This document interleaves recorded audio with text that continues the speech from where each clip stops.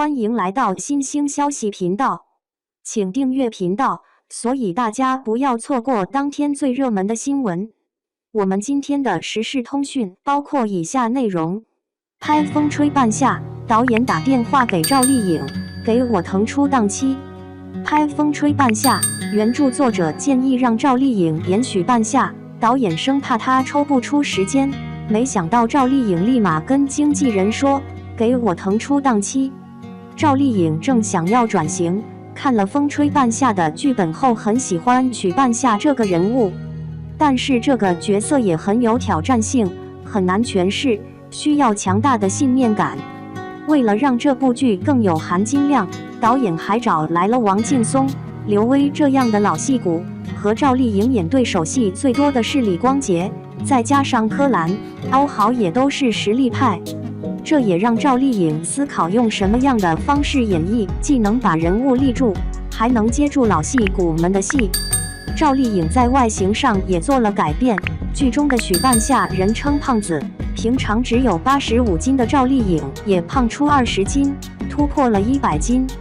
许半夏讲义气，做实事，有拼劲儿，有野心，是一个看重利益的商人，同时也是有情有义的人。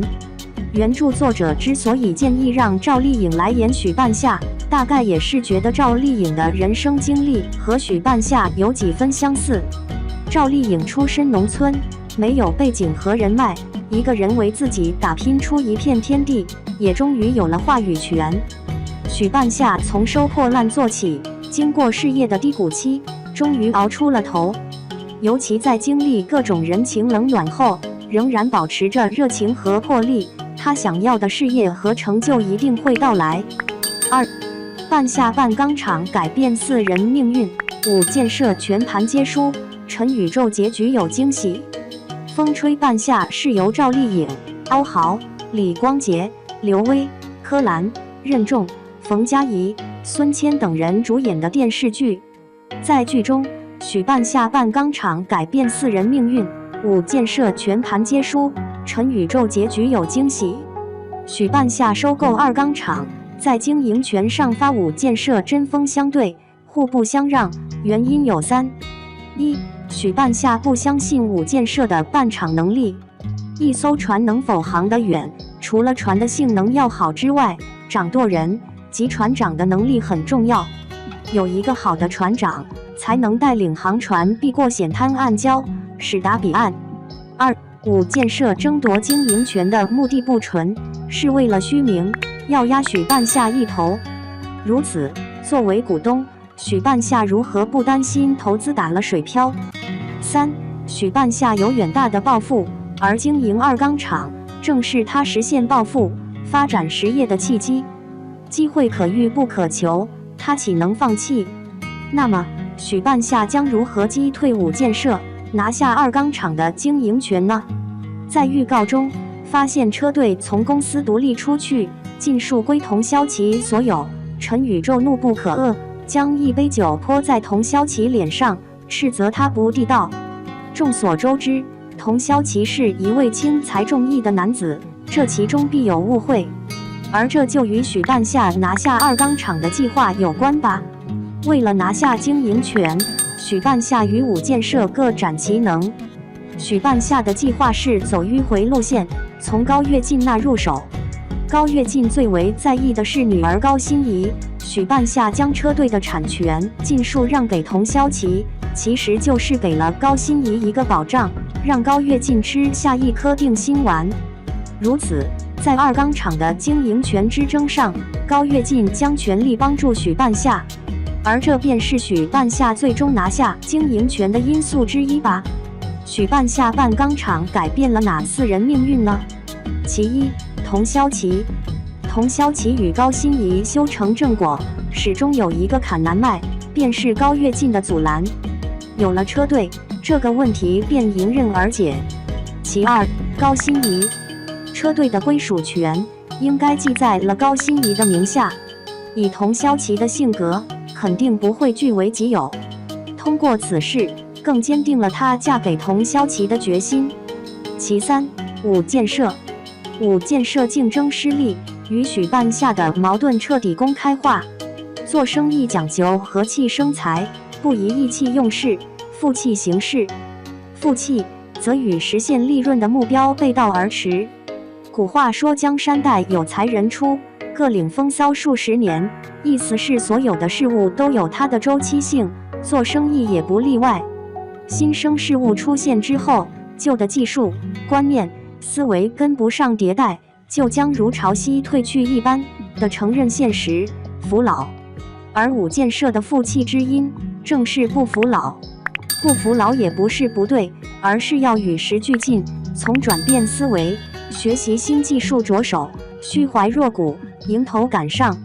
在原著中，五建设抱残守缺，不是向年轻人学习，而是与裘碧正结成同盟，处处与许半夏为敌，最终与愿望越行越远，公司以关门收场，可谓全盘皆输。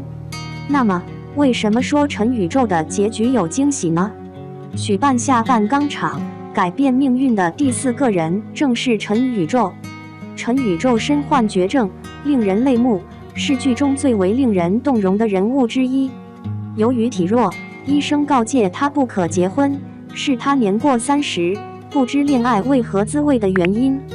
邂逅周熙，周熙竟然是一个婚托，他却动了真情，背着陈宇宙。许半夏雇请周熙陪陈宇宙走完最后一程，而周熙收了许半夏的2万元，真的只是图财，演一场戏吗？陈宇宙的真情打动了所有人，周熙岂能例外？陈宇宙的病症似乎是不可逆转的，但是在他最后一段的人生时光里，最终打动了周熙，收获了爱情，而这就是他人生结局的最大惊喜吧。有一句话说不求天长地久，但愿曾经拥有。对于陈宇宙来说，拥有过一段真挚的爱情，此生足矣，友情、爱情、事业他都收获了，此生无憾。3. 风吹半夏，看到周熙爱上陈宇宙，才懂赵雷与半夏结局圆满。风吹半夏是由赵丽颖、欧豪、李光洁、刘威、柯蓝、任重、冯嘉怡、孙谦等人主演的电视剧。在剧中看到周熙爱上陈宇宙，才懂赵雷与半夏结局圆满。起初周熙对陈宇宙是无感的，原因有2： 1. 周熙来自乡下，门第悬殊，认为陈宇宙是寻开心，因此只是逢场作戏。2. 陈宇宙身材矮小，其貌不扬，周熙是大美女，幻想中的恋人是白马王子，对陈宇宙没有眼缘，所以不动心。那么周熙是从什么时候开始爱上陈宇宙的呢？一位研究爱情的学者说，男人可以无貌、无高大身材、无钱、无地位，但只要有这么一样，同样能寻觅到美好的爱情。这一样便是讲义气、重情义、知热知冷。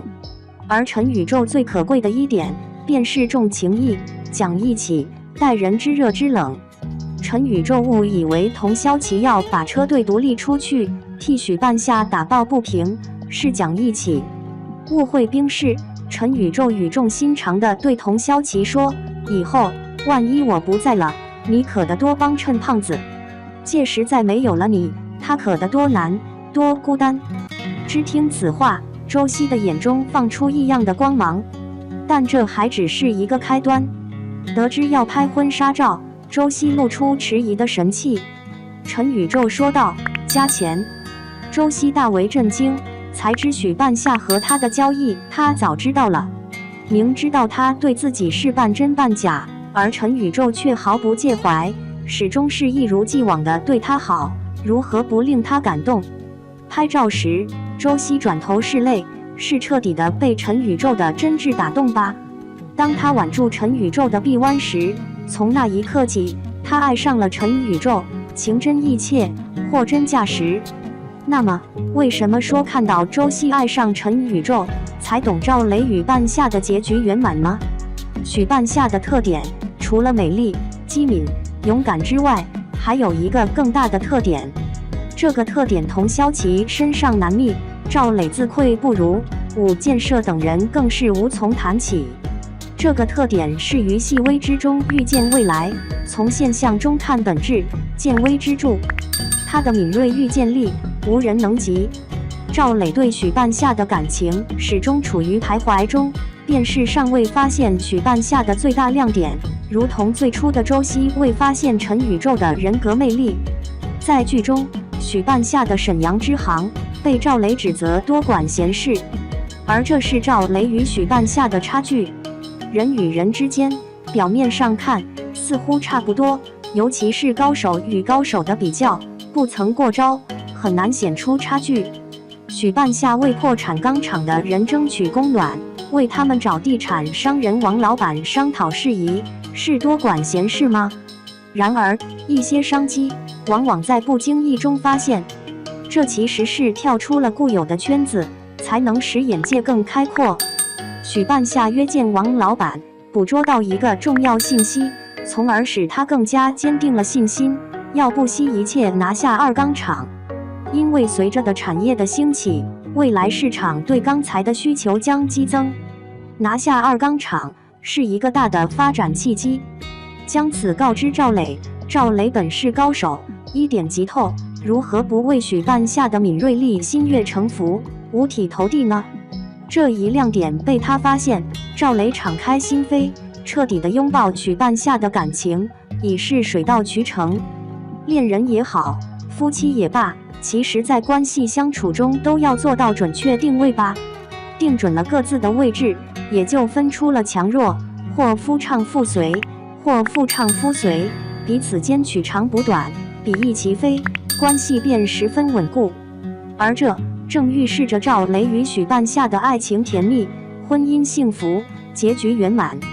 反观冯玉与前妻宝儿的关系相处，是定位不当吧？结果以悲剧收场。